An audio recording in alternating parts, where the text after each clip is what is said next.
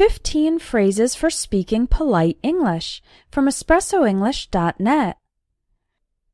When learning another language, it's easy to make the mistake of being a little bit rude, since you might not be aware of the phrases which sound polite and impolite to native speakers. You already know how to say please, thank you, and excuse me, but here are 15 more ways to make your English sound more polite. Don't say, I want a hamburger. Say, I'd like a hamburger, or I'll have a hamburger, please. I want sounds like a demand, as if you are commanding the other person to fulfill your desires. I'd like is a more polite and diplomatic phrase. When ordering food and drinks, we often use I'll have a hamburger, please. Don't say, send me the report. Say, could you send me the report? To maintain good relationships with coworkers, it's best not to use imperatives. That's starting a sentence directly with a verb like reply to my email, go to the bank, finish this project. Instead, make requests with questions, starting with could you and could you please? This is more polite. Don't say, go away, or leave me alone. Instead, say, could you give me a minute? Or, sorry, I'm a bit busy right now.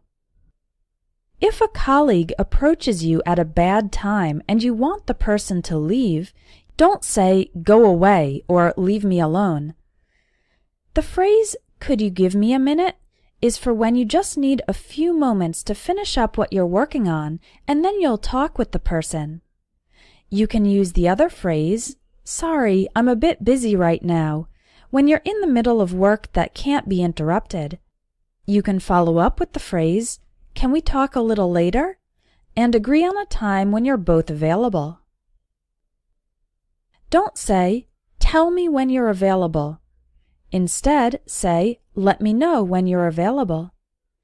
Let me know is a nicer and more indirect way to say, tell me. It's a casual way to ask for some information. Alternatively, you could simply ask the question, when are you available? Don't say, you're wrong.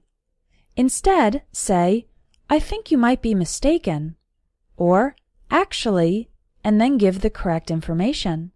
Or say, I'm afraid I disagree.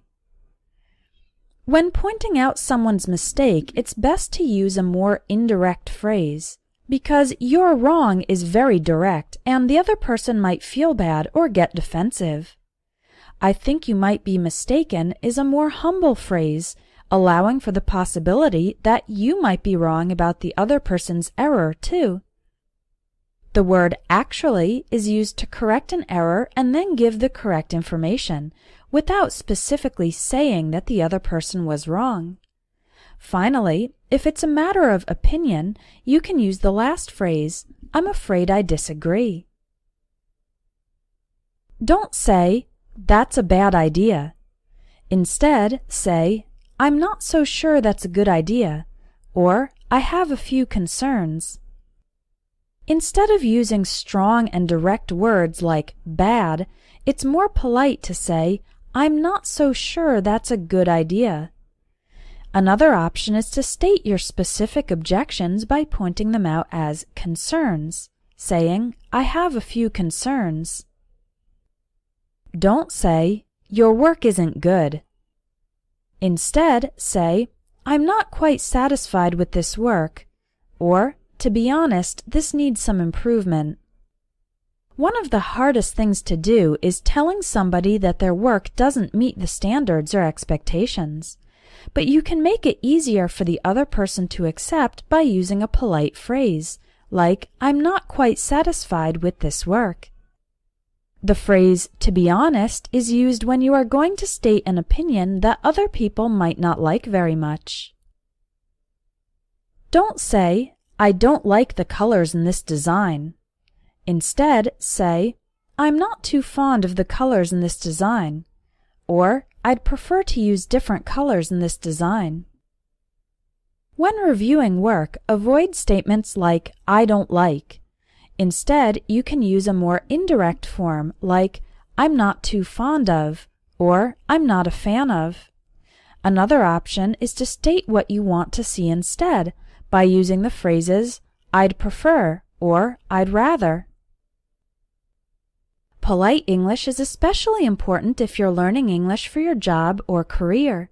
You want to have good relationships with coworkers, make a positive impression on clients, and sound pleasant during interviews.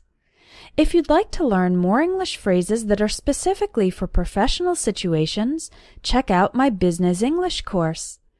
Inside this course, you'll learn how to make presentations, phrases for negotiations and interviews, what to say during meetings, best practices for letters and emails, and much more. When you know the phrases that are typically used at work, you can speak English with more confidence on the job.